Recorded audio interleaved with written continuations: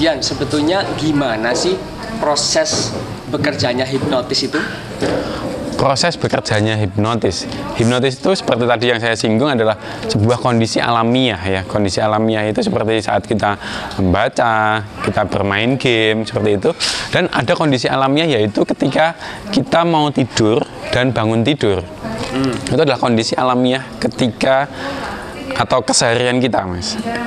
Nah, cara kerja hipnotis ini kalau secara ilmu pengetahuan adalah turunnya gelombang otak.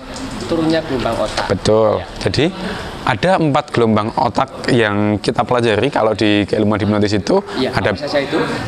Ada beta, terus ada alfa, ada theta, dan ada delta. Nah, dari keempat itu mungkin bisa disebutkan apa sih itu beta, kemudian dan selanjutnya. Nah, beta itu artinya kita sedang banyak fokus. Nah, ketika kita bisa membaca sambil mendengarkan 2 fokus sekaligus, itu yang disebut adalah kondisi beta. Jadi banyak fokus sekaligus. Nah, kondisi selanjutnya yaitu kondisi alfa. Oh, kondisi alfa. Yes. Ya. Kondisi alfa adalah kondisi hanya satu fokus. Sama seperti tadi, ketika kita baca, kita fokus apa yang kita baca, kita hanya fokus di situ saja, mengabaikan suara yang lain. Ketika dipanggil itu tidak mendengar, itu dalam kondisi alfa, gitu.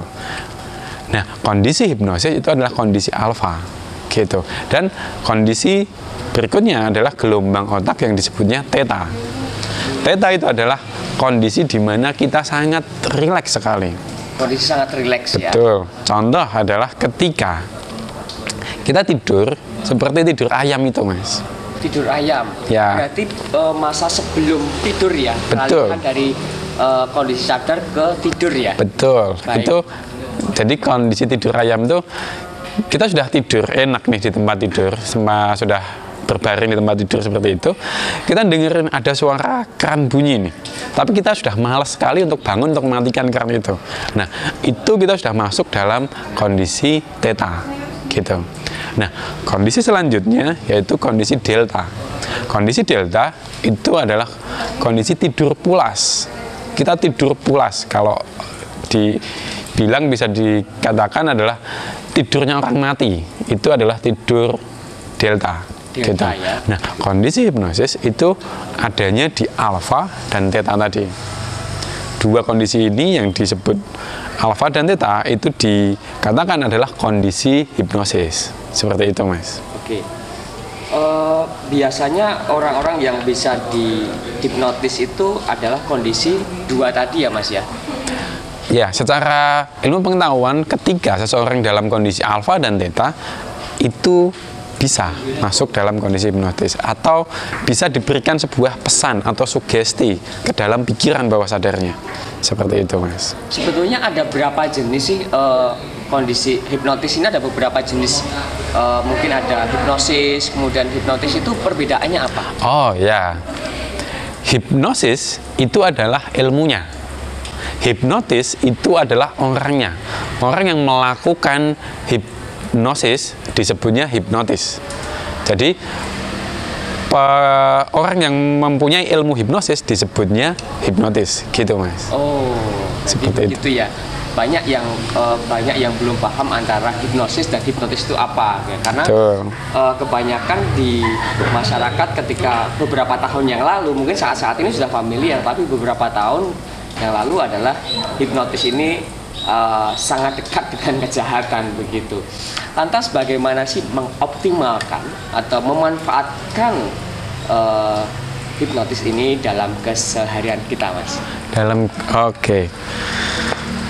Sebelumnya saya mau cerita dulu begini. Mungkin ada yang terlupa tadi ya.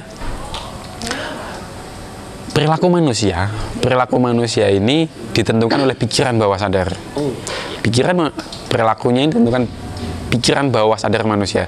Jadi manusia memiliki 2 pikiran. Yang pertama adalah pikiran sadar, yang kedua adalah pikiran bawah sadar. Nah, perilaku manusia 80% itu dipengaruhi oleh pikiran bawah sadar. Kalau pikiran bawah sadar ini isinya adalah hal-hal yang negatif, maka perilakunya itu juga negatif pastinya. Nah, bagaimana untuk memperbaiki perilaku ini tadi? yang tadinya negatif menjadi positif, caranya adalah dengan mengubah isi pikiran bawah sadar. Nah, cara mengubah isi pikiran bawah sadar, alatnya adalah menggunakan hipnosis. Betul. Hipnosis. Baik. Terus mulainya dari mana nih? Gitu. Nah, kondisi hipnosis itu adalah kondisi alamiah. Kalau kita mau menggunakan kondisi hipnosis secara alamiah, kita bisa gunakan ketika mau tidur dan bangun tidur, Mas. Ketika mau tidur, gelombang otak kita turun di alfa dan theta. Nah, ketika dalam kondisi itu, kita bisa melakukan self-talk. Self-talk itu artinya adalah ngomong dengan diri kita sendiri. Apa yang kita inginkan. Itu caranya. Misalkan, contoh, cara mengubah isi pikiran bawah sadar, salah satunya dengan self-talk tadi, Mas. Nah, self-talk adalah berbicara kepada diri sendiri. Misalkan, kita tidak pede ketika berbicara di hadapan umum. Berarti pikiran bawah sadar kita, isinya adalah sesuatu yang mengatakan, saya ini nggak pede. Gitu kan? Sehingga ketika berbicara di depan umum, saya merasa tidak pede. Gimana cara mengubahnya? Kita bisa melakukan self-talk kepada diri sendiri, mengatakan kepada pikiran bawah sadar kita bahwa saya pede ketika berbicara di depan umum. Kapan mengatakan itu? Yaitu ketika dalam kondisi hipnosis, yaitu mau tidur sama bangun tidur. Itu cara merubah atau memprogram pikiran bawah sadar kita, Mas. Oh, ini menarik sekali jadi ini bisa menjadi solusi bagi orang-orang yang tidak pede berbicara di depan umum. Nah, sekarang pertanyaannya adalah, bisa nggak ini dimulai dari kita sendiri atau harus menggunakan mentor atau praktisi seperti Mas Dian seperti itu? Ya, jadi ada namanya self-hypnosis. Self-hypnosis ini yang digunakan untuk memprogram pikiran bawah sadar kita sendiri. Kalau kita memiliki masalah yang ringan-ringan saja, seperti itu. Kalau hanya kondisi-kondisi ringan, misalkan tidak pede, kurang motivasi, itu masih bisa melakukan self-hypnosis.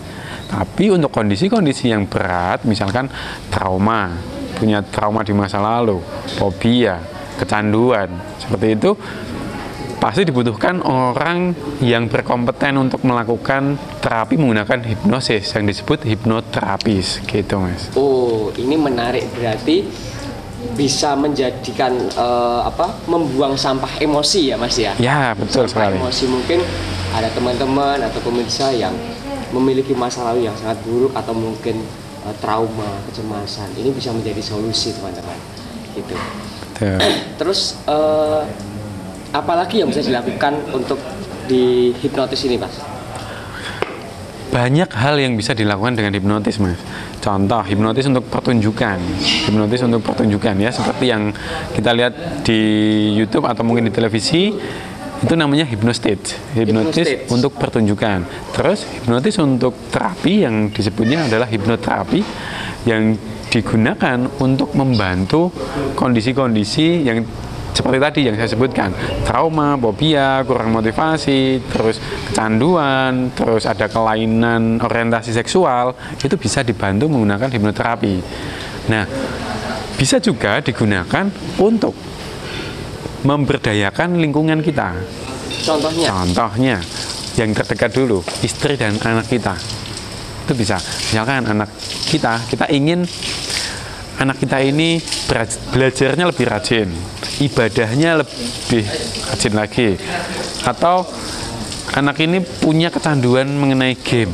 Nah, kita bisa manfaatkan hipnotis ini untuk membantu anak kita, gitu, Mas, untuk orang-orang terdekat kita.